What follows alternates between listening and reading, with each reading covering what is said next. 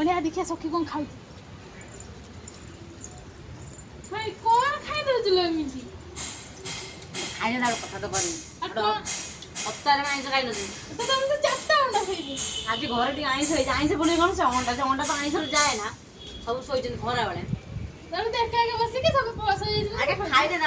ସେ ତାଙ୍କର ରୁଟିଟା ଖାଇଲେ ମସଲା ଖାଇବା ଆଉ ଦେଖ ସମସ୍ତେ ପାଇଁ ମସଲା ରଖି ନିଜେ 4ଟା ଅଣ୍ଡା ଗୋଟେ ଛୁଆ ଖାଉଛି ଆଉ କଣ କେତେ ଦିନ ଗୋଟେ ହପ୍ତା ହେଲାଣି ଆଇଁଷ ଖାଇନି ଗୋଟେ ହପ୍ତା ହେଲାଣି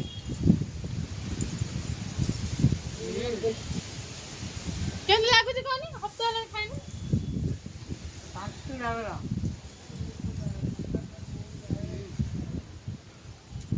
ଏ ପୋଇ ତରକାରୀ ବେକାର ନା ଖାଲି ପୋଇ ତରକାରୀ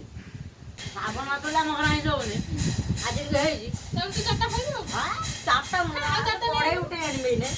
ଶାଢ଼ୀ ଆଣିଲେ ସେ ମୋ ପୋଇ ତରକାରୀ ଟିକେ ହେଇଯିବ ଗୋଟେ ବାଧ୍ୟ ହଉ ନେଇକି ଆଇଛି ବୋଉ ଉଠୁ କମ ବୋଉ 4ଟା ଅଣ୍ଡା ଆଣିକି ଖାଇ ଖାଇସାରିଥିଲି ତ କହ ଯାହା କର